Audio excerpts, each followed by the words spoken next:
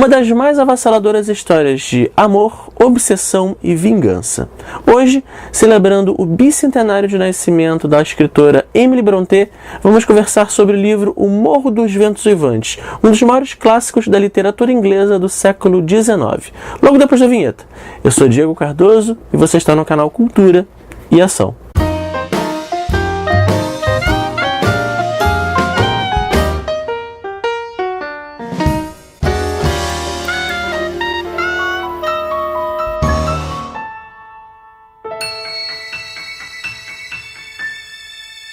Wuthering Heights, ou O Morro dos Ventos Uivantes no título nacional, foi o primeiro e único livro escrito por Emily Brontë, publicado em 1847 sob o pseudônimo de Alice Bell, numa edição conjunta com o romance Agnes Grey, de autoria de sua irmã Anne Brontë, também sob o pseudônimo de Acton Bell. As duas são irmãs de Charlotte Brontë, que naquele mesmo ano também publicava seu primeiro romance, o aclamado Jane Eyre, também sob o pseudônimo de Currer Bell. Todas se viram obrigadas a usar pseudônimos masculinos em suas publicações para evitar que seus livros recebessem opiniões negativas por parte de críticos machistas apenas por serem obras escritas por mulheres. Emily Brontë, infelizmente, morreu de tuberculose em dezembro de 1848, aos 30 anos de idade, e apenas um ano após a publicação de O Morro dos Ventos Uivantes, sem sequer experimentar uma amostra do sucesso que seu livro alcançaria nos anos seguintes.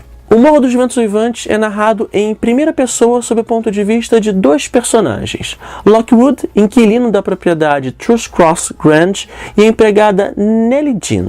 A narrativa tem início sob o ponto de vista de Lockwood no presente e passa a voz de Nellie quando ela inicia seu relato sobre os tenebrosos acontecimentos que envolvem o passado daquela região. A trama tem início quando Lockwood é surpreendido por uma tempestade e impõe sua estadia em Wuthering Heights a contragosto de Heathcliff, que é seu senhorio. Durante a noite, ele é acordado pelo som de um galho batendo na janela e, ao quebrar o vidro para afastá-lo, tem seu braço agarrado por mãos geladas de um espectro, um fantasma que se identifica como Catherine, que pede a ele que a deixe entrar. No dia seguinte, assustado e de volta a Trus Cross Grange, ele passa a ouvir de Nellie fatos que aconteceram 30 anos antes e que tem início quando o patriarca da família Earnshaw, proprietários de Wuthering Heights, decide adotar um órfão de origem cigana, Heathcliff, o que desperta os ciúmes do filho mais velho, Hindley,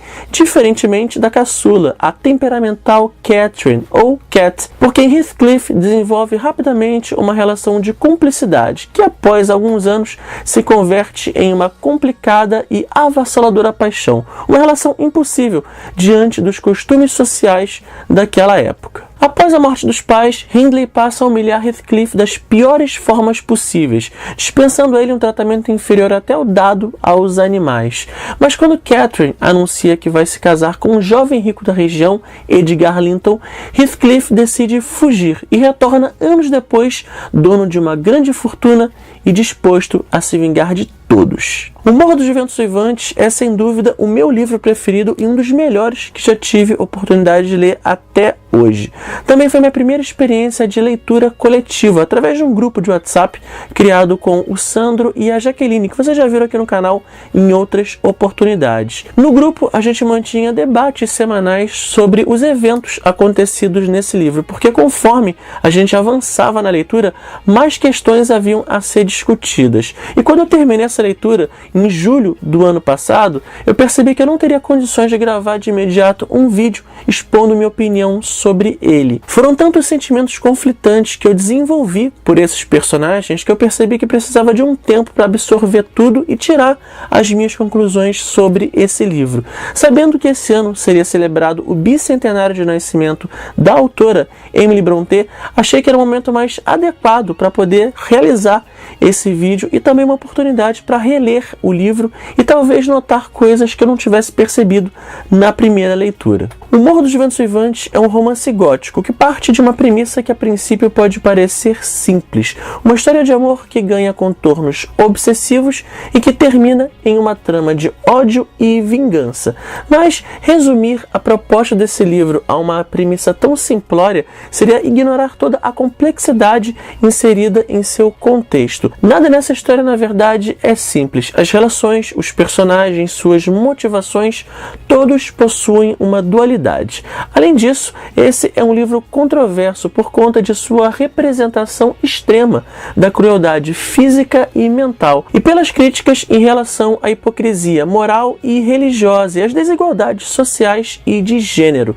Por isso, esse livro dividiu opiniões na época de sua publicação, que, vale lembrar, aconteceu em meados do século XIX, cujas críticas claramente afrontavam preceitos defendidos pela sociedade da era vitoriana. Heathcliff é, sem dúvida, um dos personagens mais complexos e controversos desse livro. O leitor, claro, tende a odiá-lo por ele assumir um papel mais vilanesco na trama, de um jovem torturado e maltratado pelo irmão adotivo a um homem com uma sede de vingança avassaladora que arrasta todos, sejam eles inocentes ou culpados. Porém, Catherine, seu grande amor, não fica por trás. Quando jovem, ela era uma rebelde, mas que aos poucos é moldada aos costumes da época, desenvolvendo uma personalidade mesquinha e egoísta, tornando-se uma mulher manipuladora e mimada que, quando não tem o que deseja, simplesmente faz birra e surta. Um desses surtos a leva a seu fatal desfecho, ainda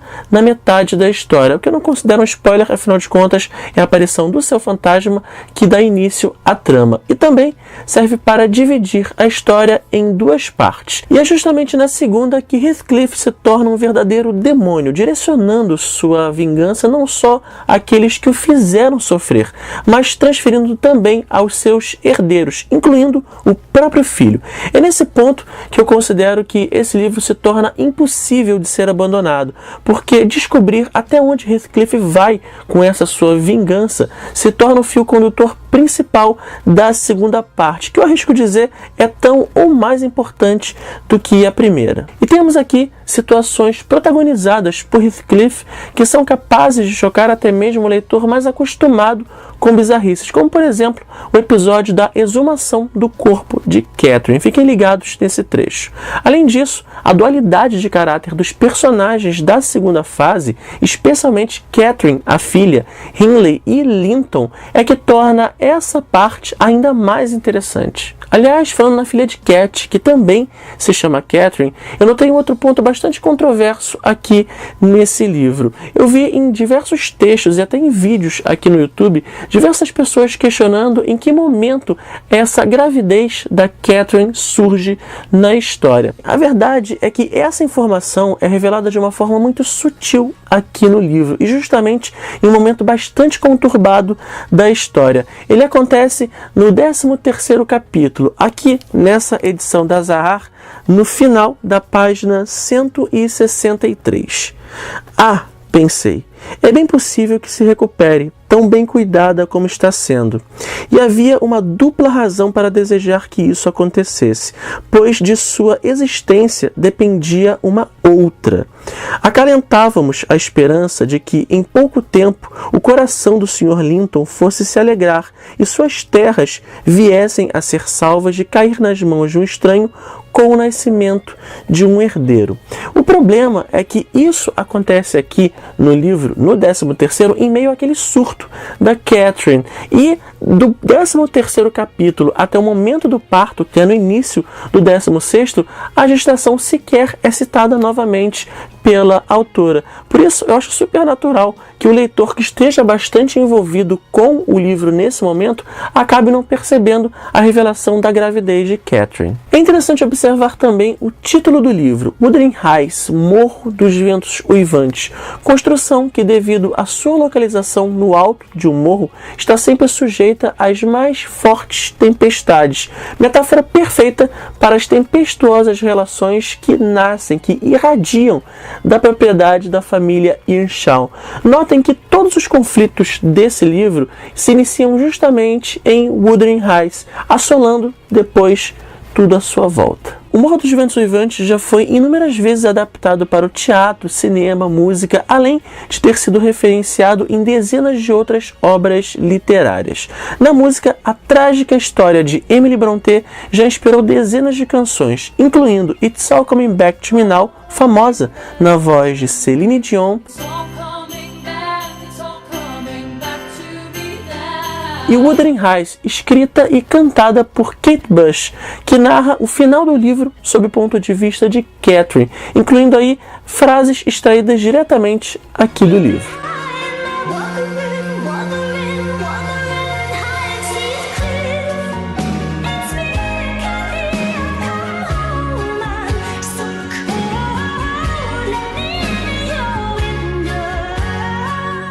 No cinema, o livro já recebeu diversas adaptações, algumas delas ignorando completamente a segunda parte da história. Sinceramente, na minha opinião, nenhuma das adaptações que eu já assisti foi totalmente satisfatória, porque simplificam demais a proposta do livro e priorizam muito a primeira parte, o romance de Heathcliff com Catherine, em detrimento da segunda parte. E aí eu incluo também a versão mais popular, de 1992, dirigida por Peter Kominsky e estrelada por Juliette Binoche no papel de Catherine e Ralph Fiennes como Heathcliff.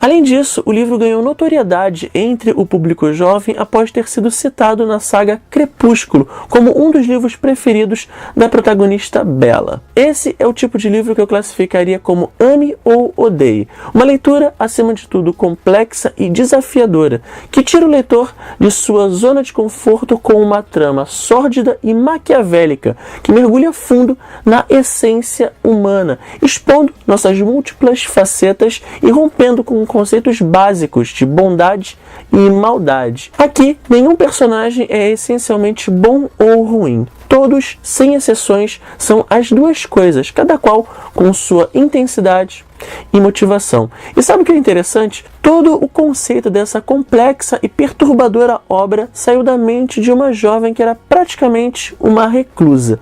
Emily Brontë basicamente só saía de casa para ir à igreja ou passear na charneca, seu lugar favorito, e que vemos representado como cenário dessa obra. O Morro dos Ventos Uivantes possui diversas traduções e edições disponíveis no mercado editorial brasileiro. Eu tenho aqui na minha estante duas. Essa com tradução da Raquel de Queiroz, publicada pela Abril Cultural, que apresenta uma linguagem um pouco mais rebuscada, e essa que vocês me viram utilizando durante todo o vídeo da editora Zahar, com tradução da Adriana Lisboa, que apresenta uma linguagem com maior fluidez e dezenas de notas de rodapé, apresentação e prefácio com informações úteis para contextualizar as referências que encontramos aqui nessa obra. Aqui na descrição do vídeo você vai encontrar links para adquirir O Morro dos Ventos Uivantes através do site da Amazon.